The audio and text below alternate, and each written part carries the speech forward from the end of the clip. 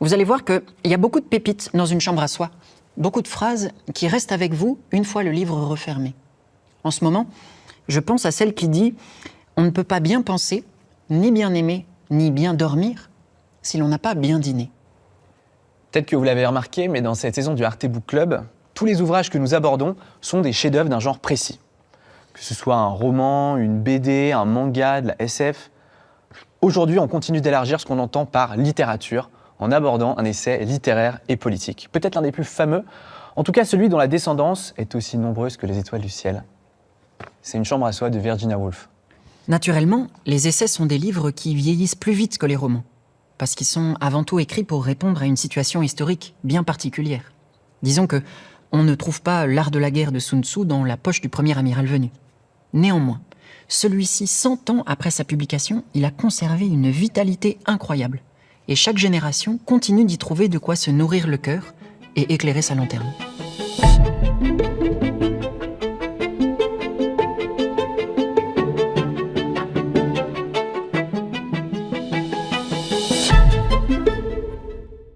Une chambre à soi est un essai de l'autrice britannique Virginia Woolf paru en 1929, initialement conçu pour une conférence donnée par Woolf à l'université de Cambridge. Cet essai traite des injustices liées à la condition féminine et leur impact sur la créativité des autrices. La réflexion de Virginia Woolf se construit au fil d'une promenade. C'est en déambulant dans un collège anglais qu'elle identifie petit à petit les différents obstacles qui se dressent entre une femme et sa carrière artistique. Et ces obstacles sont matériels. C'est cela qu'elle transmet à son assemblée d'étudiantes, dans un premier temps, puis à ses lectrices.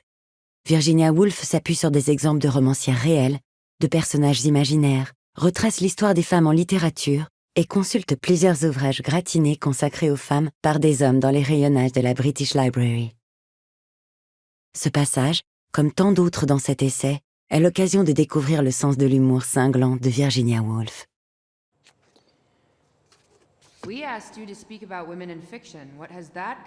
Nous sommes au mois d'octobre 1928 et Virginia Woolf se rend dans le département réservé aux femmes de l'université de Cambridge où depuis 50 ans, les jeunes filles de la bourgeoisie anglaise ont obtenu le droit d'étudier.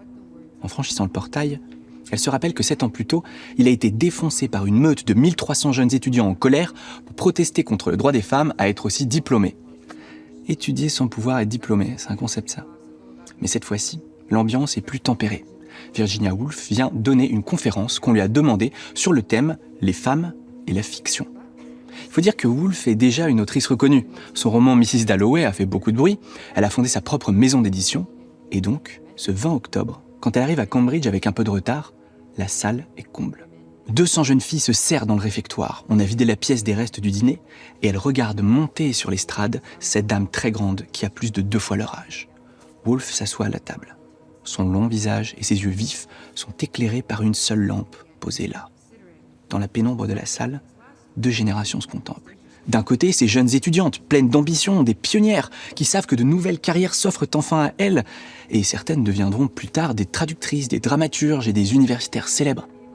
En face d'elles, Virginia Woolf les regarde, avec un sentiment étrange. Il faut dire que contrairement à ses frères, et malgré l'aisance financière de sa famille, Woolf n'a pas été envoyée à l'université. Elle n'a jamais eu la chance de connaître la camaraderie de Cambridge. Elle a bien suivi quelques cours en dilettante, du grec surtout, mais elle dira avec regret que son père n'a pas dépensé plus de 200 livres pour son éducation. Il faut imaginer ce que c'est pour quelqu'un qui n'a pas de diplôme, d'être là, dans cette salle, devant cette nouvelle génération. Il doit y avoir de la fierté, de la timidité, de l'envie peut-être. Alors, pendant 1 heure, Woolf déploie méticuleusement sa thèse. Elle leur dit que rien n'est gagné. Pour que les femmes puissent écrire dans une société capitaliste, hier comme aujourd'hui, il leur manque 2 choses. Une chambre à soi et 500 livres de rente. Ça, les étudiantes ne s'y attendaient pas. Il y a du remous dans la salle. Elles pensaient recevoir une conférence sur l'art d'écrire de quelques autrices célèbres, et Woolf leur donne cette considération purement matérielle. Est-ce que pour écrire, il ne suffit pas d'avoir du génie, du talent, de l'audace, traverser la rue peut-être ? Et qu'est-ce que ça veut dire que rien n'est gagné ? Mais au fur et à mesure, l'idée s'éclaire. Il faut dire aussi que, du haut de leurs 20 ans, les jeunes étudiantes savent bien à quel point le débat public est agité par les questions féministes. Le droit des femmes à voter, à devenir médecin, à divorcer. l'année de leurs 3 ans, on apprenait dans le journal que les suffragettes qui faisaient la grève de la faim dans leur cellule de prison étaient nourries de force avec des tubes insérés dans leur nez. L'année de leurs 5 ans, on apprenait que l'une des suffragettes était morte en heurtant le cheval du roi lors d'une action politique. À 6 ans, l'Angleterre entrait en guerre et 40% des hommes qui s'étaient portés volontaires avaient été déclarés inaptes physiquement au combat. Que l'état de santé de la nation était catastrophique, faute d'hôpitaux publics. À 8 ans, elle pouvait bien observer que tous les emplois laissés vacants par les hommes étaient maintenant occupés par des femmes. Que leur mère était désormais plombière, ou ramoneuse, ou fossoyeuse, que leur tante était batelière ou laboureuse, et que leur sœur aînée qui devait se marier était maintenant électricienne, ou peintresse en bâtiment. Quand les hommes sont rentrés du front, les femmes ne se sont pas laissées renvoyer dans leur foyer. Elles ont fait valoir leur contribution à l'effort de guerre, et elles ont obtenu le droit de vote. C'était en 1918. Les jeunes étudiantes avaient 10 ans. Au milieu de cette tribulation, il y a une très vieille question qui revient à mi-voix dans les conversations, ou placardée sur les unes des journaux, ou reprise à tue-tête dans les meutes d'étudiants, et qui dit « Si la femme est vraiment l'égale de l'homme, alors pourquoi est-ce que tous les chefs-d'œuvre sont signés d'une main d'homme ?» Mais Woolf ne tombe pas dans le panneau. Elle n'a pas l'ignoble audace de tenir des propos définitifs sur les capacités créatrices des autres humains. Au contraire, elle déplace la question. Ce qui a manqué aux femmes, ce n'est pas le génie, cette chose flottante, intangible. C'est du temps, de l'espace, de la tranquillité, du silence et de l'argent. Si vous ne me croyez pas, dit-elle, considérez un peu la dizaine d'auteurs que nous portons au nu dans notre littérature. Tennyson, Coleridge, Byron, Whitman. Chacun d'eux avait du bien, de l'instruction, le temps de lire et d'écrire, et des domestiques. Si vous pensez que c'est anecdotique, mais eux savaient bien que c'était crucial. Et alors, Woolf se met à faire l'histoire littéraire des femmes en Angleterre, depuis l'époque de Shakespeare jusqu'en 1928, en passant par les sœurs Brontë, Aphra Behn, George Eliot. Il faut la voir nous parler de Jane Austen, l'autrice d'Orgueil et Préjugés, qui n'avait que le salon de sa maison pour écrire, et qui, dit-elle, devait être soulagée que la porte grince avant de s'ouvrir, parce que ça lui donnait le temps de cacher son manuscrit sous son buvard.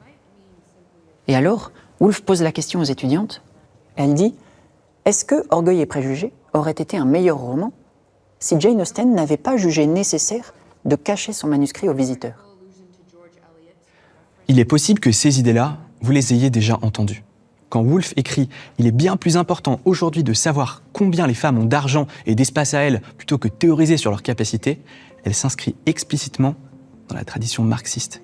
Mais ce qui fait la nouveauté permanente d'une chambre à soi, c'est que Woolf n'aborde pas le sujet comme une essayiste qui échafaude des statistiques. Elle l'aborde comme une écrivaine. De toute façon, dit-elle, tout ce qui concerne la vie d'une femme de classe moyenne au tournant du XVIIe siècle est inconnu parce que personne ne semble s'y intéresser. Qui sait ce qu'elle faisait de 8h du matin à 8h du soir ? Alors Woolf tisse plutôt son récit à partir de 3 journées qui précèdent ce 20 octobre 1928. La voici au bord du canal de Cambridge, à cogiter sur la conférence à venir, quand un surveillant fait irruption pour lui interdire de rester sur le gazon parce qu'il est réservé aux professeurs. La voici à table, dans la grande salle de Cambridge, invitée pour un déjeuner gargantuesque, et la voilà rentrée dîner dans le bâtiment réservé aux étudiantes, devant une assiette de pruneaux. Le lendemain, elle longe les grands bâtiments officiels qu'on a élevés sans lui demander. Parvenue à la bibliothèque du British Museum, elle se dirige vers le rayon Histoire. Son doigt passe sur un gros volume intitulé « Sur l'infériorité physique, morale et intellectuelle des femmes » du professeur von X. Il s'arrête sur un ouvrage récent, « Panorama de la musique contemporaine », où elle lit « Une femme compositrice, c'est comme un caniche qui danse, cela n'est même pas bien fait, et l'on est même surpris que cela puisse se faire. » En face d'une telle morgue, quand tout vous prend de haut, vous pourriez bien bouillir de colère ou rester tétanisé. Mais Woolf a toujours l'air d'avoir le cœur léger, les mains légères. On la prend pour une idiote, elle va jouer à celle qui ne comprend pas. Quand le pouvoir vous écrase et que la censure tombe comme un couperet, c'est encore la meilleure approche. À la façon du narrateur des Lettres persanes de Montesquieu, elle s'étonne. Pourquoi Jane Austen considérerait-elle qu'elle devait cacher son manuscrit aux yeux des visiteurs ? Pourquoi Samuel Butler écrit-il « Les sages ne disent jamais ce qu'ils pensent des femmes », alors qu'apparemment les sages ne parlent jamais d'autre chose ? pourquoi les femmes décrites dans les romans des hommes sont des créatures de la plus haute importance, alors que dans les faits, elles étaient enfermées, battues, mariées de force. Pourquoi certaines des pensées les plus profondes de la littérature tombent-elles de leurs lèvres, alors que dans les faits, elles pouvaient tout juste lire, à peine écrire? Tout ça donne à son livre un rythme extrêmement soutenu, avec une ironie à la fois tranchante et d'une grande délicatesse. On suit une narratrice en pleine maîtrise de son récit, dont le talent est d'une telle évidence que, en face d'elle, sans qu'elle ait besoin de le maudire, le professeur Von X a l'air d'une petitesse. C'est de cette façon-là, à notre avis, que son essai dépasse les frontières de la pure dissertation historique. Et qu'elle peut décrire des siècles d'inégalités économiques et politiques entre les hommes et les femmes, tout en concluant que, à chaque fois qu'une femme est empêchée d'écrire, ce sont tous les lecteurs et toutes les lectrices qui ont beaucoup à y perdre. À ce titre-là, on voudrait vous donner à entendre un extrait absolument fabuleux, à la fois drôle et terrible, et dont la graine d'imagination nous paraît autrement plus fertile que celle d'un simple essai politique. C'est dans la traduction de Clara Malraux, et c'est notre amie Vinora Epp qui le lit. Laissez-moi imaginer, puisque les faits précis sont si difficiles à établir, ce qui serait arrivé si Shakespeare avait eu une sœur, merveilleusement douée, appelée, mettons, Judith.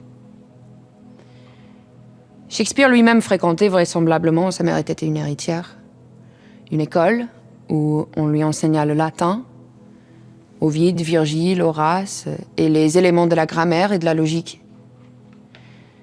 Nous savons tous que c'était un garçon déchaîné qui braconnait les lapins, tirait peut-être des cerfs et qui fut contraint d'épouser plutôt qu'il n'aurait fallu une femme du voisinage qui lui donna un enfant un peu plus vite qu'elle n'aurait dû. Cette aventure le contraignit à aller tenter sa chance à Londres. Il avait, semble-t-il, du goût pour le théâtre. Il commença sa carrière en tenant les chevaux devant l'entrée des artistes. Peu après, il trouva du travail au théâtre. Devint un acteur en vogue. Il vécut au centre de l'univers, rencontrant tout le monde, pratiquant son art sur les planches, exerçant son esprit dans les rues, et trouvant même accès au palais de la reine. Pendant ce temps, sa sœur, si merveilleusement douée, nous sommes dans le domaine des suppositions, restait à la maison. Elle avait autant que son frère le goût de l'aventure, était comme lui pleine d'imagination et brûlée du désir de voir le monde tel qu'il était. Mais on ne l'envoya pas étudier en classe. Elle n'eut pas l'occasion d'étudier la grammaire et la logique, encore moins celle de lire Horace ou Virgile. De temps à autre, elle attrapait un livre, des livres de son frère peut-être, lisait quelques pages. Mais arrivaient alors ses parents qui lui disaient de raccommoder les chaussettes ou de surveiller le ragoût et de ne pas perdre son temps avec des livres et des papiers. Sans doute lui parlait-il sévèrement, mais avec beaucoup de bonté, parce que c'était des gens pratiques, connaissant les conditions de vie d'une femme et aimant leur fille, qui était vraisemblablement la prunelle des yeux de son père. Peut-être griffonnait-elle quelques pages dans le fruitier en cachette, mais elle avait bien soin alors de les cacher ou de les mettre au feu. Bientôt, cependant, même avant qu'elle eût atteint sa 20e année, on la fiança au fils du négociant en laine du voisinage. Elle pleura, criant que le mariage lui faisait horreur, c'est pourquoi son père la frappa durement. Puis il cessa de la gronder et il la supplia de ne pas lui faire de tort et de ne pas le couvrir de honte dans cette histoire de mariage. Il allait, lui disait-il, lui offrir un collier de perles et un joli jupon, et disant cela, il avait les larmes aux yeux. Comment pouvait-elle lui désobéir? Comment pouvait-elle briser le cœur de son père? La puissance de son génie l'a poussée à la révolte. Elle fit un paquet de tout ce qu'elle possédait, se laissa glisser le long d'une corde par une nuit d'été et prit la route de Londres. Elle n'avait pas 17 ans. Hein. Les oiseaux qui chantaient dans la haie n'étaient pas plus harmonieux qu'elle. Elle avait l'imagination la plus vive, le même don que son frère pour la musique des mots. Comme lui, elle avait du goût pour le théâtre. La voici devant l'entrée des artistes, elle veut jouer, dit-elle. Les hommes lui riaient au nez. Le directeur, un homme épais aux lèvres molles, s'esclaffe. Il aboie quelque chose concernant les caniches qui dansent et les femmes qui jouent. Aucune femme, dit-il, ne saurait être actrice. Il fait allusion à ce que vous devinez. Il était impossible à la jeune femme d'apprendre son art. Pouvait-elle même se mettre en quête d'un dîner dans une taverne ou errer dans les rues à minuit? Et pourtant, elle était génialement douée pour la fiction et brûlée du désir de se repaître de la vie des hommes et des femmes, d'observer leurs divers comportements. En fin de compte, car elle était très jeune et son visage ressemblait étrangement à celui de Shakespeare le poète avec les mêmes yeux et les mêmes sourcils arqués. En fin de compte, Nick Green, l'acteur-directeur, l'a pris en pitié. Elle s'en trouva enceinte. Et enfin, mais qui peut dire l'ardeur et la violence d'un cœur de poète quand il est pris et mêlé au corps d'une femme? Enfin, elle se tua, par une nuit d'hiver. Et elle repose à présent à l'arrêt de bus devant l'Elephant and Castle. On ne vous laisse pas là-dessus, parce que Woolf non plus ne nous laisse pas là-dessus.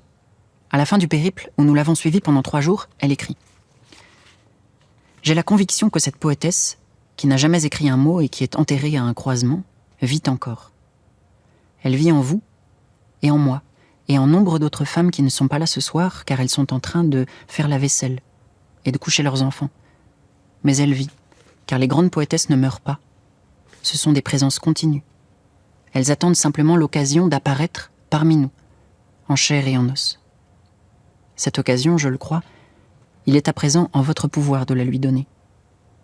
Car voici ma conviction, si nous vivons encore un siècle environ et que nous ayons toutes 500 livres de rente et des chambres qui soient à nous seuls, alors cette poétesse morte, qui fut la sœur de Shakespeare, prendra cette forme humaine à laquelle il lui a fallu si souvent renoncer. Tirant sa vie de la vie des inconnus qui furent ses devancières, ainsi que le fit son frère avant elle, elle naîtra, enfin. Aujourd'hui, le texte de Woolf est partout. Il suffit de voir tous les lieux, les podcasts, les ouvrages, les librairies qui se disent à soi. Dans 5 ans, en 2028, le siècle dont parle Woolf aura passé. À vous qui regardez cette vidéo, en 2028, voyez-vous enfin se lever cette poétesse morte, qui fut la sœur de Shakespeare.